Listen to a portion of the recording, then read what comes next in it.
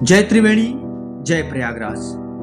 तीर्थराज की पावन धरा भक्ति ज्ञान वैराग्य से परिपूर्ण प्रयागराज में महाकुंभ जैसा एक बार पुनः से महामाघ मेला 4 जनवरी से 4 फरवरी तक संतों का आगाज होने जा रहा है, लगने जा रहा है। आप सब जो महाकुंभ में स्नान दर्शन से वंचित रह गए हैं, नहीं कर पाए हैं, वो लोग आकर के त्रिवेणी संगम में गोता लगा सकते हैं, क्योंकि इस बार भीड़ कम होगी। महाकुंभ जैसा भीड़ नहीं होगा, भीड़ होगी लेकिन कम भीड़ होगी।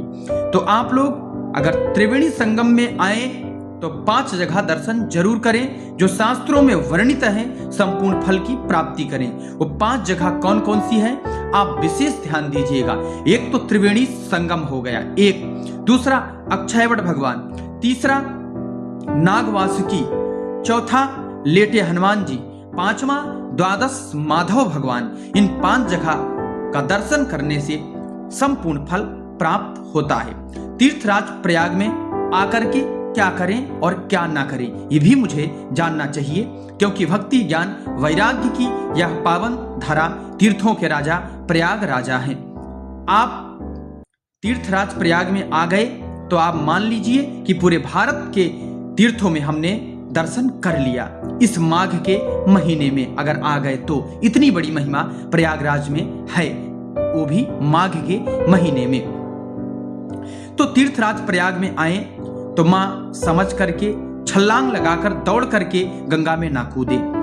गंगा में तैरना नहीं चाहिए, गंगा में तेल साबुन निरमा आदि वस्तु का प्रयोग नहीं करना चाहिए, गंगा में सफाई रखना चाहिए। ये विशेष बातों का ध्यान देना होगा। गंगा में आचमन करें, स्नान करें, पवित्र जल को ले जाएं, घर में भी अपने आत्म को निमज्जित करते रहें। और प्रयागराज की पावन धरा में जब माघ महीना आता है तो भगवान सूर्य मकर राशि में जब प्रवेश करते हैं तो यह माघ का दृश्य सुंदर मनोहर दिखाई पड़ता है। इस माघ के महीने में भारत के विश्व के संपूर्ण तीर्थ मूर्तिबद्ध होकर के प्रयागराज में निवास करते हैं। सभी देवी देवता नदियां सब प्रयागराज में आते हैं, क्योंकि तीर्थों का राजा ये प्रयाग राजा है। संतों के रूप में भगवान आते हैं, पक्षियों के रूप में आते हैं। एक महीना आपने देखा होगा, आप महाकुंभ में आए तो आपने देखा होगा कि साइबेरियन पक्षी आती हैं। मैं प्रयागराज में रहता हूं, मुझे पता है कि ये 11 महीना 10.5 महीना ये पक्षी दिखाई नहीं पड़ती है, लेकिन जैसे ही माघ आता है दिसंबर में ये पक्षी आ जाती है। अब इनको कैसे पता कि माघ लगने वाला है? तो ये विशेष विशेषता है प्रयागराज की। जिन संतों का दर्शन मैंने कभी नहीं किया, उन संतों का दर्शन मैं माघ में करता हूं, क्योंकि वो विभूति बहुत बड़े ऋषि मुनि होते हैं जो कंदराओं में तपस्या करते हैं। उनके दर्शन मात्र से हम सब जीवों का कल्याण होता है। आप सब भी कल्याण करिए, अपने पूर्वजों को भी आप संतुष्ट करें। तीर्थराज में गोता लगाकर तर्पण करके, कथा सुन के, सत्संग सुन करके। तीर्थराज प्रयाग में जो आता है और यह गोता लगा के अन्न क्षेत्र चलाता है, 1 रोटी भी दान देता है किसी को, तो वो 1 रोटी दान यानी आपने 1000 रोटी दान कर दी। संतों का जो अन्न क्षेत्र चलता है फ्री में कभी ना खाएं, अगर भगवान ने आपको सामर्थ्य बनाया है तो। अगर आपने 1 रोटी खाया तो 4 रोटी का दान दे करके आप जाएं। तीर्थराज प्रयाग में आए तो 3 दिन अवश्य रुकें।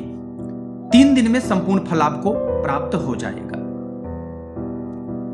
निर्मल मन जन सो मोहि पावा, मोहि कपट छल छिद्र न भावा। ये विचार मन में कदाचित ना लाएं।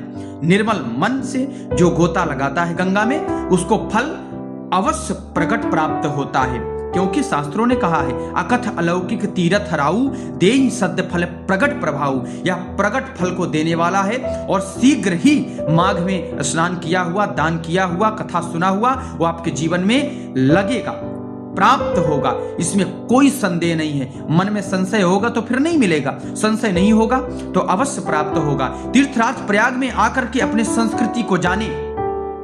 एक एक से महापुरुष यहाँ आते हैं जो अपनी संस्कृति, वेद, शास्त्र, पुराण, गीता, उपनिषद, न्याय, मीमांसा, भाष्य आदि का वाचन करते हैं कि जो हम अपनी संस्कृति को खो चुके हैं पुनर्स्थापित करें। पाश्चात्य संस्कृति, अंग्रेजी जो हमने सीख लिया है, ये जो अंग्रेजी पाश्चात्य भाषाएं, पाश्चात्य कृत्य, इसको त्याग करके अपने पुनर्संस्कृति की स्थापना करें।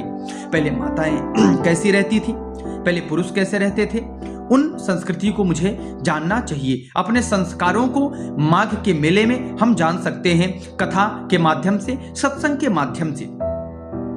दया, प्रेम, सद्भावना, ये भी मुझे सीखने को मिलता है। अगर तीर्थराज में आकर के आपने किसी को अभद्र बोल दिया, गलत बोल दिया, उसका आत्मा आहत कर दिया आपने, तो फिर आपका तीर्थ में आने से कोई फायदा नहीं। यहाँ आकर के मन स्थिति को सुधार करके, दो बात सह करके, गंगा मैया की जयकार करते हुए, संतों के चरणों में झूमते हुए, उनका आशीर्वाद लेते हुए, माँ भगवती के जयकारा करते हुए मस्त रहिए आनंद में। भगवती अवश्य कृपा करेंगी आपके जीवन में। हम चाहते तो बहुत कुछ अपने जीवन में है, पर ये नहीं देखते कि हम पाने योग्य है कि नहीं, मेरे अंदर पाने की पात्रता है कि नहीं है।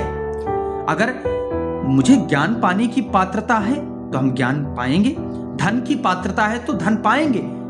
पहले हम वस्तु पर ज्यादा ध्यान देते हैं, अपनी पात्रता पर ध्यान नहीं देते कि उस योग्य हम हैं कि नहीं। पहले अपने आप को उस योग्य बनाओ। पात्रता जब सिद्ध होगी तो वस्तु जरूर मिलेगी। और पात्रता पाने के लिए पता है आपको मेहनत करनी पड़ेगी, लगन लगानी पड़ेगी। ये लगन संतों के वचन से ही आपको प्राप्त हो सकती है। आप शास्त्र वेद को जानिए।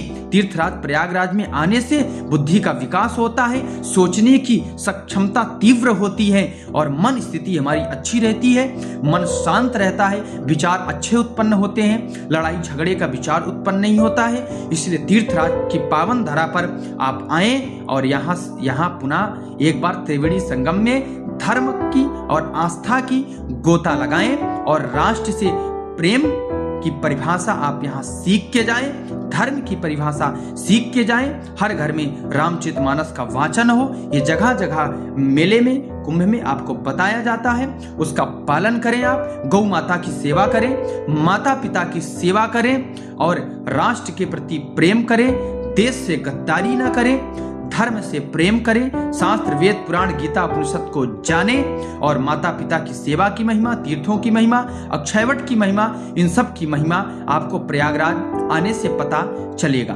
और अपने राम की कथा 10 जनवरी से 16 जनवरी तक भागवत की पहली कथा, फिर इसके बाद 18 जनवरी तक 4 दिन श्रीमद् भगवत गीता की कथा होगी और 18 जनवरी से 25 जनवरी तक पुनः से श्रीमद् भागवत महापुराण की कथा होगी।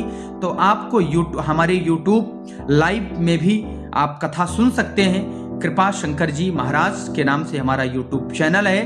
तो अगर आप कोई आध्यात्मिक प्रश्न करना चाहते हैं तो आप हमारे Facebook और YouTube में कमेंट कर सकते हैं। अध्यात्म से जुड़ा कोई प्रश्न हो आप कर सकते हैं, समुचित शास्त्रोक्त आपको उत्तर दिया जाएगा। जय श्री राम, हर हर महादेव, जय प्रयागराज।